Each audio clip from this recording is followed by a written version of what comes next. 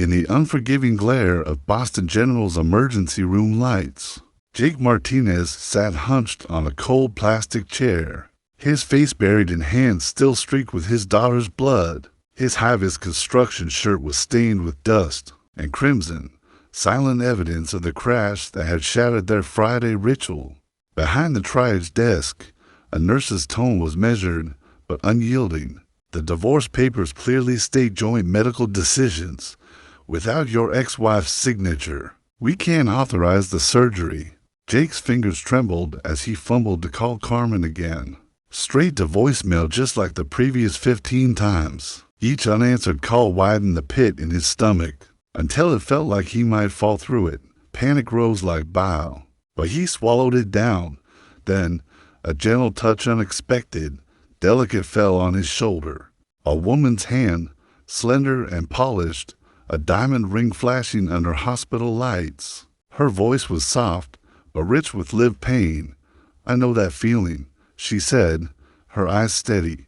"Sitting in a hospital, praying for help that doesn't come." He looked up and saw her, a woman out of place in this chaos, blonde, elegant, wrapped in an expensive black coat, the kind tailored for fundraisers, not fluorescent hallways.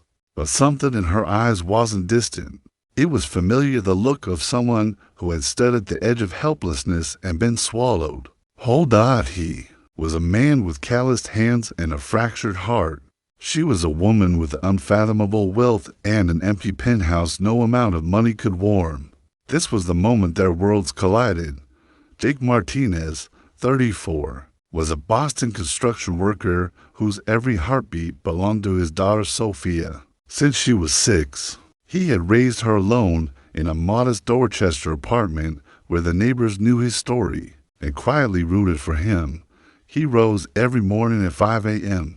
to prepare breakfast, simple meals, sometimes just toast and eggs, but always made with care. He sang her awake with old Spanish lullabies passed down by his late mother, and walked her to the bus stop with a hand on her backpack and pride in his eyes. He worked for Rodriguez Construction, and his crew knew him as the man who never clocked out early unless it was a Tuesday or Thursday. When he scrubbed the dust off his skin in a public restroom, swapped his work boots for sneakers, and took Sophia to her piano class at the Boston Community Music Center. There, he'd sit on an old wooden bench, listening like she was performing at Carnegie Hall. 2 years earlier, Carmen, his ex-wife, and Sophia's mother had walked out during an argument about her substance use. He had come home to a half-empty apartment, a tear-streaked child, and a note that didn't explain much. "Am I not good enough for Mom to stay, Daddy?" That question had cleaved Jake's heart in two. Since then, he had vowed to be enough to be her rock, her cheerleader, her world. He stitched torn clothes with YouTube tutorials, learned to make Sophia's favorite arroz con palo, and skipped overtime to make every parent-teacher meeting. His co-workers joked about Mrs. Rodriguez, the kind widow on the first floor, always inviting Jake for empanadas, but he declined with a smile. "Sophia needs me more." But the truth, Jake was scared to open the door to anyone else, scared to let anyone in again. That fateful Friday had begun like any other. Jake picked up Sophia from her piano class, and they stopped at their favorite corner store to grab ingredients for weekend pizza, now a tradition stitched into their lives like a warm, familiar thread. As they drove home, chatting about pepperoni versus pineapple, they approached Dorchester Avenue. And then the world exploded. A drunk driver ran a red light in an SUV, slamming into Jake's car with brutal force. The sound of shattering glass, screeching metal, Sophia's terrified cry when Jake came to. Everything was pain and sirens. Sophia was limp beside him, blood trailing from her head, soaking through her school uniform. Hours later, a surgeon told him what no father should have to hear. "She's bleeding internally. We need to operate now." But without Carmen's consent. And Carmen? She was off the grid, somewhere in a rehab center in Denver, unreachable, unaccounted for. Victoria Sterling, 38, was the widow of tech mogul David Sterling, whose name graced software patents, academic journals, and the side of Boston's skyscrapers. 6 months earlier, David had fallen to his death while climbing in Colorado, leaving Victoria with $2.3 billion and an echoing void that reverberated through the marble floors of her penthouse. Each morning, Victoria rose in her cavernous 90-square-meter bedroom and sipped Ethiopian coffee served by a quiet housekeeper. She read investment briefs, answered charity emails, and looked out at the city with numb detachment. She ran the Sterling Foundation, a pediatric healthcare nonprofit born from the child she and David had never managed to have. They were in the process of adopting when the accident claimed him. Since then, she had filled her days with polished speeches and gala gowns, empty rituals, and a life that had forgotten how to feel. That Friday, she had attended the ribbon-cutting ceremony for a new pediatric wing her foundation funded at Boston General. But instead of leaving after the cameras stopped flashing, she lingered.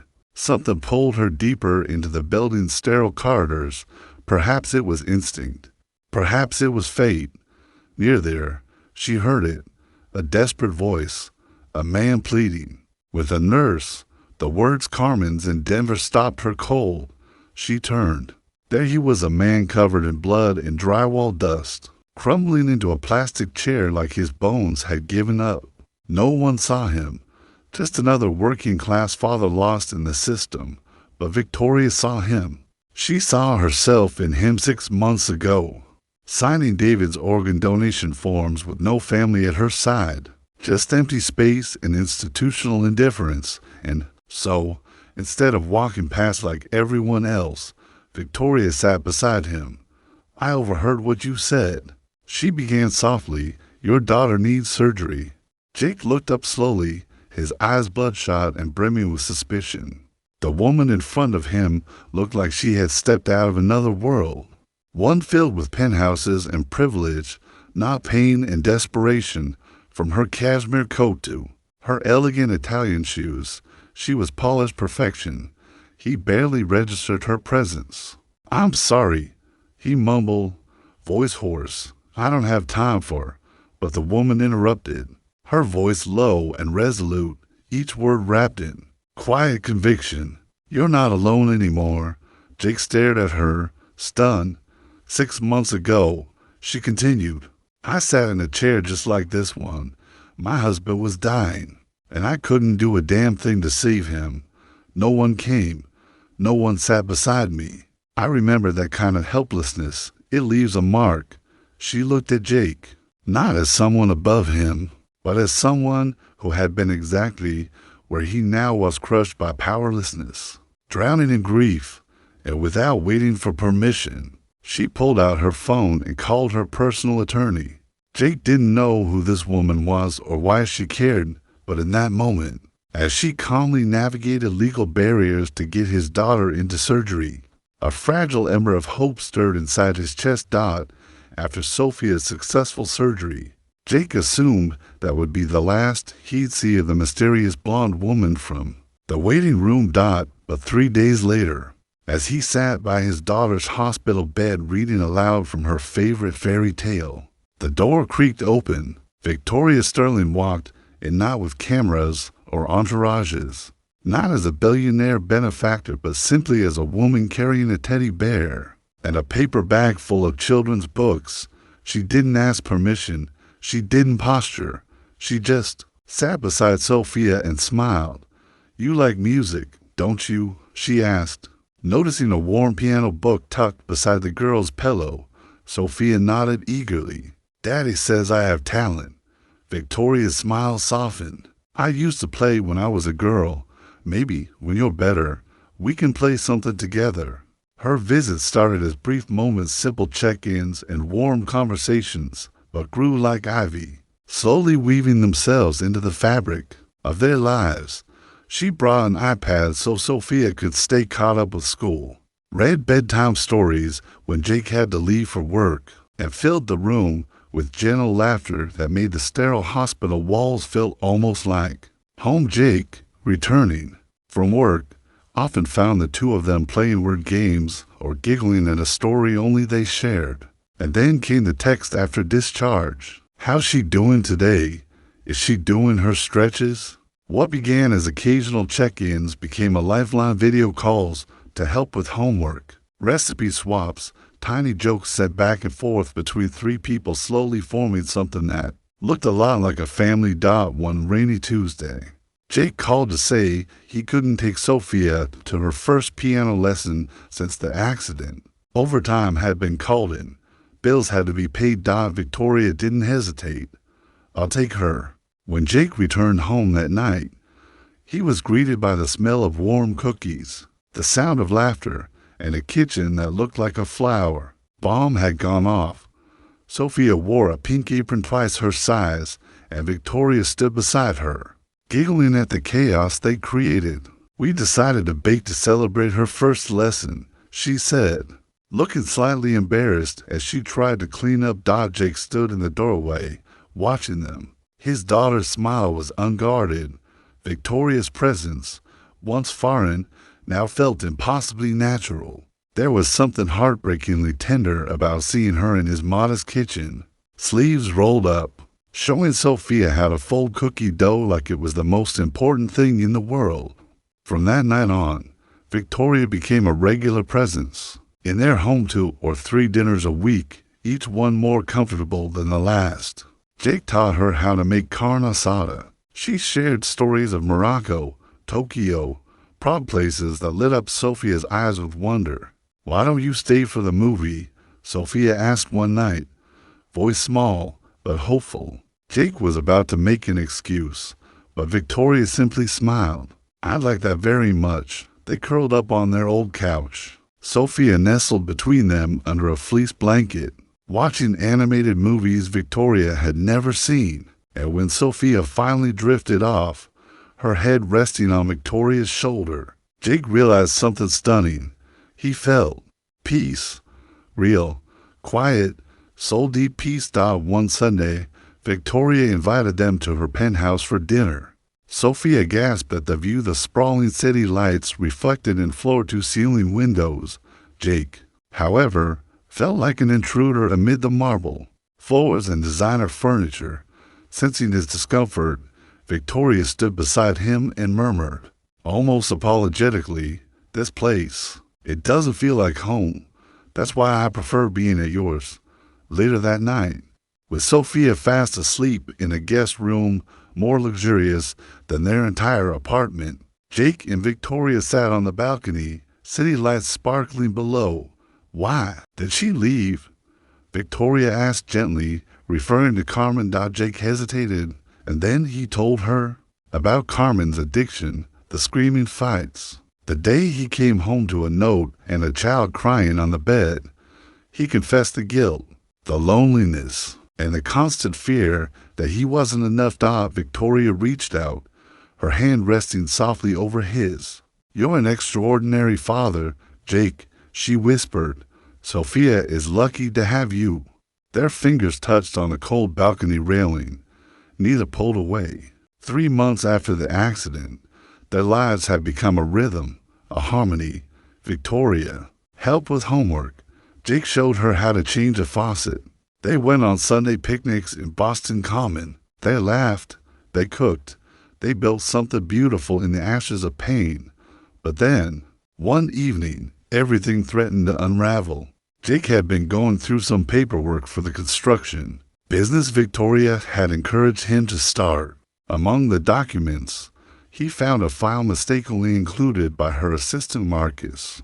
Inside, every medical bill Sophia had incurred, all stamped, paid in full, total $67,000. Jake felt the blood drain from his face, storming into Victoria's apartment. He slammed the file onto her pristine glass coffee table. You paid these, all of them, without telling me. Victoria stood frozen, wine glass halfway to her lips. Jake, I could explain, but the pain in his eyes cut her off. What had felt like a partnership suddenly teetered on the edge of imbalance. What he had believed was earned now felt like charity, and just like that, The wounds they had spent months healing, his pride, her loneliness, their fragile hope were once again wide open. $67,000. Jake's voice trembled, brittle with disbelief and rising fury. His hands clutched a sheaf of papers, his daughter's medical bills all marked paid. You paid $67,000 behind my back. He tossed the papers onto her immaculate coffee table, the sound loud and final. What else have you been covering without telling me? Sophia's piano lessons, her soccer cleats, the groceries I thought I was buying for our dinners. Across the room, Victoria stood frozen, her silk blouse elegant as ever, did little to hide the vulnerability that had crept into her eyes. Jake, please sit down. Let me explain, she pleaded, voice trembling.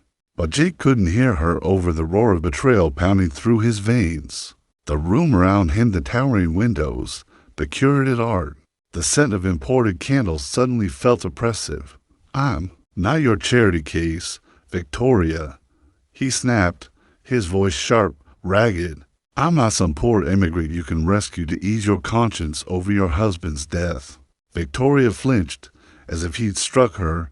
That's not what this is. Jake's laugh was hollow, bitter. Then what is it? He demanded. Because from where I'm standing, it looks like you've been treating me and Sophia like some kind of project. Like we're here to make you feel better. You're being ridiculous. Victoria set her wine glass down. Her hands trembled. As she tried to steady her breath, I care about you. About both of you. Jake turned away, pacing across the glossy marble floor in boots still scuffed with dust from the construction site. Do you care about us, or do you care about how we make you feel? Needed? Useful? Alive? His voice cracked with hurt, not accusation. God, he whispered, I'm such a fool. I thought you loved me. Victoria's heart shattered in real time. I do. I love you. I love both of you, she said through tears that had begun to fall, quiet and uninvited. Jake shook his head, eyes glassy. No, he said bitterly, you love the idea of us, the noble single dad, the sweet daughter. It makes you feel like you're not just some rich widow trying to buy herself a family. Stop it, she said, barely above a whisper. Why? Because it's true. Jake yanked his jacket from the back of the couch. The air between them was thick with everything unsaid and all the things said delayed. I should have known this was too perfect to be real, he muttered. People like you don't fall for people like me unless there's something in it for you. Victoria straightened, her sorrow giving way to steel.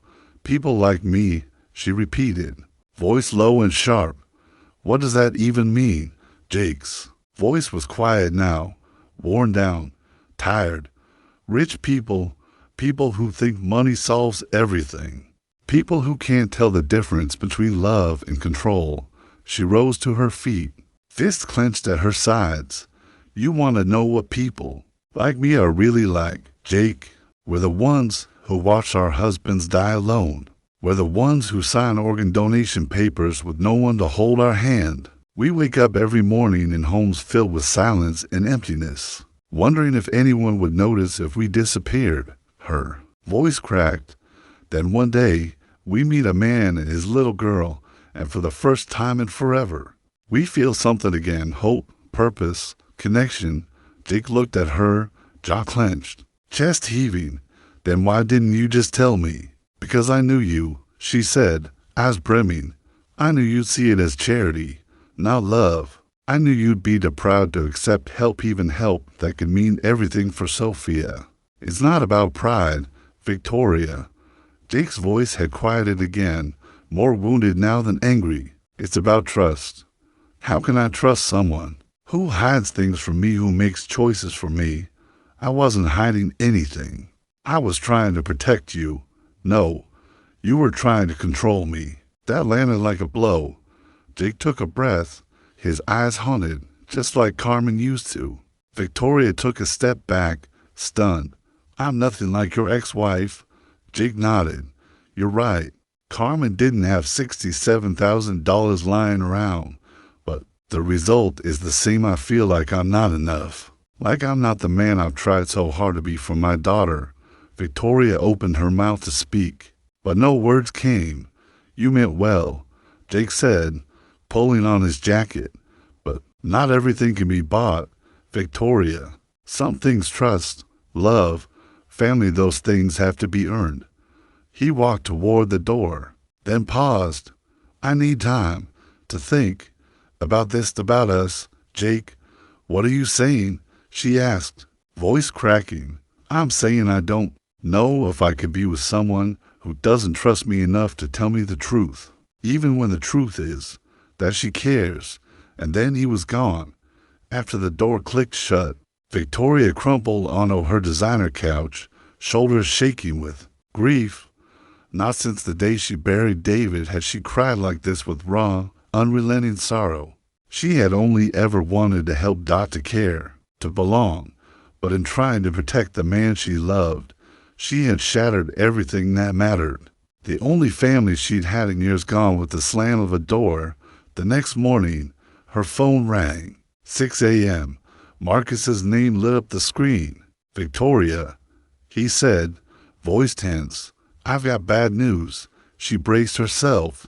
Carmen Martinez just filed for emergency custody of Sophia. Victoria's blood turned cold. What? She's claiming Jake is an unfit father, accusing him of exploiting Sophia's accident for financial gain. That's insane. She's hired Rebecca Walsh, the best. She's got documentation, Victoria, paid medical bills, extravagant gifts. She's arguing Jake used his daughter to court a wealthy benefactor. She's calling it emotional fraud. Victoria pressed a hand to her chest. The bills I paid. Exactly. Marcus continued. Carmen's completed rehab. She has a job, a place in Denver, a stable home. She's spending this as rescuing her daughter from Jake's manipulation. Victoria felt sick. Her love had become ammunition against the man she tried to help. This is my fault, she whispered. No, you tried to help. I destroyed them, Marcus. I destroyed the only real family I've ever had. There was silence on the other end. What do you want to do? Victoria walked to the window, staring out at the city, the one Jake worked so hard to build, the one Sophia had come to call home. She thought of Jake's pride when he showed her Sophia's drawings. She thought of Sunday picnics and burnt cookies. She thought of how it felt to be loved not as Victoria Sterling, the billionaire widow, but as just Victoria. Do whatever it takes, she said quietly. I don't care what it costs. We're not letting Carmen take Sophia. Victoria, Marcus said carefully, given your relationship with Jake, it might be better if you stay out of this. Your involvement could backfire. It could prove Carmen's point. Victoria nodded slowly. He was right. The best thing she could do now, the hardest thing, was to stay away, to protect the people she loved, even if it meant losing them forever. But that didn't mean she would stop fighting. To let Carmen Martinez take Sophia away from the man who had poured his very soul into fatherhood would be an unthinkable injustice. Set up a meeting with Rebecca Walsh, Victoria said, her voice steady but cold. It's time Carmen learned she's not the only one who knows how to play hardball. And just like that, the battle began. A week later, the custody hearing opened inside the echoing walls of the family court.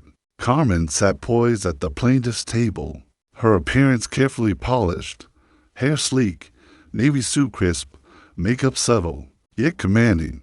To the untrained eye, she looked like a woman transformed. But Jake knew better. Sitting beside his liar Marcus, Jake tried not to glance toward the gallery, toward the seat where Victoria should have been. She wasn't there, Your Honor, Rebecca Walsh began, rising like a seasoned predator from her chair. My client seeks emergency custody of her daughter, Sophia Martinez, citing recent exploitative behavior and the unstable home life provided by her father. Jake's hands curled into fists beneath the table as Walsh meticulously tore into his life, his small apartment, his unpaid bills, his blue-collar job, his entire existence, laid bare and twisted into something grotesque. Mr. Martinez has subjected his daughter to emotionally precarious situations, Walsh went on, her tone clipped and icy, parading her before wealthy benefactors in relationships based on financial dependency. Rather than authentic affection, a child needs consistency, not to be weaponized in transactional companionships. Each word struck like a blade. The courtroom, silent and clinical, felt suddenly miles away from the warmth of the life he'd built for Sophia. The bedtime stories, the shared meals, the piano lessons, the laughter, all of it reduced now to calculated assumptions and cruel projections. When Marcus finally stood to speak, his defense was heartfelt, but thin. He called upon neighbors who spoke warmly of Jake's unshakable devotion. Sophia's teachers praised her academic strides and emotional well-being. But against the polished onslaught of Walsh's narrative, it felt like throwing sand at a wave. And then, on the second day of the hearing, the courtroom shifted. A murmur rippled through the audience as Victoria Sterling walked in. She wore a simple, elegant black dress, unadorned, understated. Her usually styled hair was pulled back. Her face was pale, her eyes exhausted. Jake's breath caught in his throat the moment their eyes met. "Mrs. Sterling," Marcus said gently, "please, tell the court about your relationship with Mr. Martinez and his daughter." Victoria rose with quiet grace. Her voice, though soft, carried the weight of truth. "I met Jake on the worst day of his life. His daughter, Sophia, was fighting for her life in the emergency room. I saw a man who refused to leave her side, who begged and battled for her care, who sacrificed his pride to ensure she had what she needed." She paused. "I helped with medical expenses because I could, because Sophia deserved it. Jake never asked me for a dime. The only thing he ever asked for was the right to love and protect his daughter." Walsh stood, eyes gleaming with challenge. "Mrs. Sterling, isn't it true that you were grieving your late husband at the time? That your involvement with Mr. Martinez and his daughter served to fill a personal emotional void?" Victoria didn't flinch. "I was grieving, yes, but Jake and Sophia didn't fill a void. They healed it. They reminded me what it felt like to belong to a family, not one bought with wealth, but one built on love, or perhaps," Walsh pressed, "a family you tried to buy your way into." Victoria's eyes sparked. "No, a family that let me in without asking for anything in return. Jake is a good man, and Sophia is an extraordinary girl. My money had nothing to do with how I came to love them, and yet you're no longer together." Walsh pointed out that love must have faded. Victoria's gaze shifted toward Jake, and her voice faltered with emotion. "We broke apart because I failed to trust him. I let my wealth become a barrier rather than a bridge. That was my failing, not his." With that, she stepped down and walked out of the courtroom. She didn't sit in the gallery. She didn't look back. Jake watched her go, something tightening in his chest like a vice. The hearing continued. Carmen's mother being the next witness, the room expected her to support her daughter. Instead, she turned everything on its head. "Your Honor," she began, tears in her eyes, "I love Carmen, but she's not ready to raise Sophia. 3 months of sobriety is a beginning, not a foundation. Jake has been there from day one. He's never wavered. My granddaughter belongs with him." The court recessed. Outside in the hallway, the tension was suffocating. Carmen sat stiffly beside her attorney. Marcus paced with his phone glued to his ear. Jake sat hunched over, arms around Sophia. "Daddy," she whispered. Jake looked down into his daughter's wide, anxious eyes. If I have to go live with Mom, will you still visit me?" The pain in his chest nearly buckled him. "You're not going anywhere, baby," he whispered fiercely, pulling her closer. "We're going to be okay, I promise." 20 minutes later, they were called back in. Judge Morrison, a stern, silver-haired man with deep lines etched into his brow, shuffled through his notes. "This case presents a complex question. He began gravely, what truly serves the best interests of a child? Stability, affection, material support. Jake held his breath. However, the judge continued, before I render my decision, the court has received a request from Mrs. Victoria Sterling to make an additional statement. Heads turned. From the back of the courtroom, Victoria stood. Jake's heart slammed in his chest as she stepped forward. Your Honor, she began, voice clear despite the tremble beneath it. I would like to formally petition this court for permission to adopt Sophia Martinez with Mr. Martinez's full consent and support.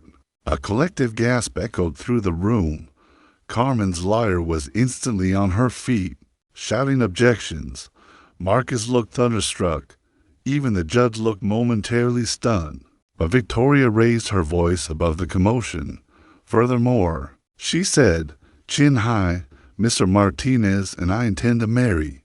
We want to provide Sophia with the stability of a loving, two-parent household. Judge Morrison banged his gavel, demanding silence. Mrs. Sterling, this is highly irregular. I know, Victoria said gently, but Sophia is already my daughter in every way that matters. I love her as if she were born of my own body. And I love Jake not because I'm lonely or because I pity them, but because they are my family. Jake rose slowly, staring at her, stunned. Victoria. He breathed. What are you doing? Tears streamed down her cheeks. I'm fighting, she said. Fighting for us, the way I should have from the beginning. Not with money, with my heart. With a long pause that seemed to suspend time itself, Judge Morrison looked over the courtroom, his gaze thoughtful and searching. His weathered eyes landed on Jake, Mr. Martinez. He said with gravitas, do you consent to Mrs. Sterling's petition to adopt your daughter? Jake's throat was tight.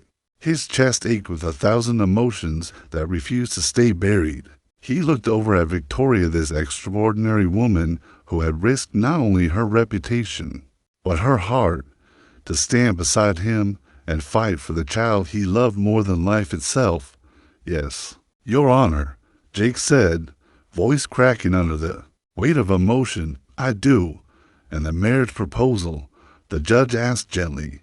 Jake's lip trembled as he let out a shaky breath. Yes to that, too, if she'll still have me, after all the ways I messed this up. Victoria smiled, her eyes glistening with tears that sparkled like hope finally realized. That's a yes, she whispered from her seat. Sophia sprang up, joy radiating from every inch of her tiny frame. Does this mean Victoria gets to be my mom for real? She asked, voice trembling with excitement. Judge Morrison, who had remained impassive for most of the proceedings, allowed the corners of his mouth to curve into a smile. Well, young lady, he replied, that depends on a few legal formalities. But I must say, this is the most remarkable custody case I've presided over in my 20-year career. 6 months later, beneath the soft golden light streaming through stained glass windows, Jake stood nervously at the altar inside Boston General Hospital's quiet chapel, the place where his journey with Victoria had begun, where sorrow had first given way to salvation now bore witness to something extraordinary. Victoria floated down the aisle in a simple ivory gown, radiant and elegant without pretense. At her side, Sophia walked proudly, carrying the rings in a velvet box as though she were presenting a royal crown. Her beaming grin said it all. She had orchestrated this moment in her heart, long before the adults caught up. You look breathtaking, Jake murmured as Victoria reached him. You clean up better than I expected, she teased softly, straightening his tie with delicate hands that had once only known spreadsheets and boardrooms, but now needed cookie dough and wiped away tears. Their ceremony was humble, intimate, perfect. Jake's construction crew, still in their flannel shirts and worn jeans, sat beside Victoria's sharp-suited business colleagues. Marcus Webb, the tireless lawyer who had fought beside them, dabbed at his eyes like a proud uncle. In the back, Carmen sat beside her mother, both weeping quietly this time. Jake realized, with joy, when the vows were spoken, when lips met and promises were sealed. Sophia flung her arms around both of them. Finally, she whispered, clutching them tightly, "Now we're officially a family." The reception wasn't held at Victoria's luxurious penthouse, nor Jake's modest apartment. It took place in the back yard of their new home, a place chosen together, just a few blocks from Sophia's school. The yard was alive with laughter, mismatched furniture, and warm string lights swaying in the breeze. Music played softly from a speaker as laughter echoed in both English and Spanish. Speech, Miguel, one of Jake's oldest co-workers, shouted, raising a beer bottle. Jake stood reluctantly, scratching the back of his neck. "I'm not good at speeches," he began. "You're terrible at speeches," Sophia piped up. Causing another round of laughter, Jake chuckled, clearing his throat. "A year ago, I thought my world was falling apart," he said slowly, voice rough with feeling. "But tonight, I know it was just beginning. Victoria, you didn't just save Sophia's life that night in the hospital. You saved mine, too. You taught me that accepting help isn't weakness, that love, real love, isn't about having it all figured out. It's about being willing to grow together." He turned to Sophia. "And you, Maya, you taught both of us that families aren't defined by blood or marriage certificates. They're built by choice, by loving each other every day, especially on the hard ones." Victoria took the mic, her hand still holding Jake's. "I used to believe I had life all figured out," she began. "I had the house, the career, the plans, but I was just existing. Then Jake and Sophia came into my life, and they showed me the difference between having a life and living one. They taught me the best things in life can't be bought. They must be built, one messy, beautiful day at a time, often with really, really bad dad jokes." "Hey," Jake protested, with mock indignation, "your jokes are legendarily awful." Victoria grinned, kissing his cheek. "But I love them anyway." Later that evening, Carmen approached with hesitant steps. Her eyes were softer now, humility in every line of her face. "Jake, Victoria," she began quietly, "can we talk?" They stepped aside as Sophia giggled. In the background with her cousins, chasing bubbles in childhood. "I owe you both an apology," Carmen said. "I was angry, scared, and I tried to take Sophia away from the only home she's ever really known. That was wrong." "Carmen," Jake began, but she raised a hand. "Please, let me finish." "Jake, you're a good father. You always were." "And Victoria, the way Sophia lights up when she talks about you, it's obvious how much you love her. I want to be part of her life, yes, but I finally understand her home is with you." Victoria stepped forward and embraced her. "She's lucky," she whispered, "to have a mother who loves her enough to let go when it's right. That takes strength." 2 years later, Jake stood in the same backyard, now transformed by time, and joy guiding a group of neighborhood kids through a birdhouse building project funded by Victoria's community outreach program. His construction company had grown. He'd just hired his third full-time employee. At the picnic table, Sophia, now 10, and ever more assertive, sorted nails and screws with military precision. "Dad, you're doing it wrong," she called. "I've been building since before you were born, Maya," Jake replied with a grin. "Yeah, but you never listen when I tell you the easier way," she fired back from the house. Victoria appeared, radiant in her glow. One hand rested on her round belly, the other cradled a pitcher of lemonade. She was 6 months pregnant, and happiness clung to her like sunlight. "How are my construction workers doing?" she asked, placing the pitcher on the table. "Your husband's being stubborn again," Sophia replied. "Then he must be doing something right." Victoria laughed, settling into a chair. "Your little sister is going to be just as opinionated as you are," she added, patting her belly. "Good," Sophia grinned. "Someone needs to keep Dad in line when I'm off at college." Jake walked over, kissed Victoria's forehead, and crouched beside her belly. You hear that, baby girl? Your big sister's already planning to abandon us. I'm not abandoning you, Sophia said seriously. I'm going to be a doctor. I'm going to fix people who are broken, just like Mom fixed our family. Victoria's eyes filled with tears. Pregnancy hormones, she said, waving it off. But Jake knew. They both knew, even after all this time. Sophia's effortless declaration calling Victoria Mom still reached into places within them that had once known only Ig Dot as the sun dipped below the horizon. Their backyard buzzed with life children's laughter, clinking glasses, the rhythm of a house full of imperfect, chaotic, uncontainable love. Jake looked around and exhaled deeply.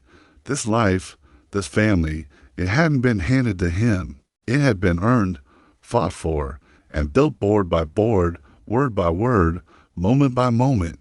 Sometimes the most beautiful families are the ones we choose, and sometimes the greatest love stories begin with four simple, life-altering words. She's going to be okay. Asterisk, you are not alone, not in your grief, not in your brokenness, not in the quiet ache that keeps you awake at night. Because sometimes when the world feels like it's crumbling beneath your feet, someone steps in not with grandeur or promises, but with presence, with a quiet bravery to sit beside you in the ruins and remind you that love is still possible. Fractured hearts can find rhythm again. Shattered lives can be pieced back together not with wealth or perfection, but with courage.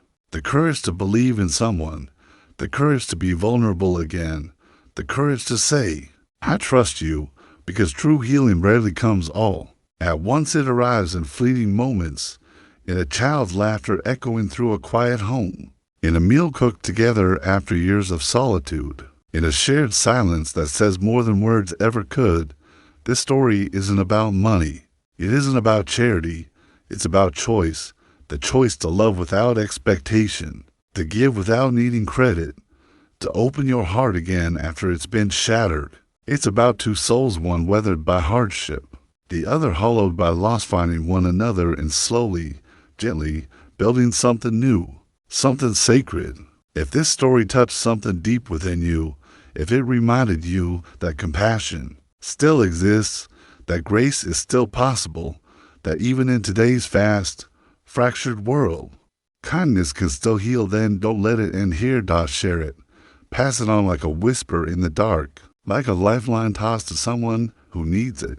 Because somewhere out there, another Jake is still sitting alone in a hospital waiting room, and another Victoria is still searching for a reason to feel whole again. And maybe, just maybe, your voice, the one that shares this message, will be the beginning of their second chance. Hope is real. Love is still worth believing in. And sometimes, the most powerful miracles begin with the words, "You're not alone anymore."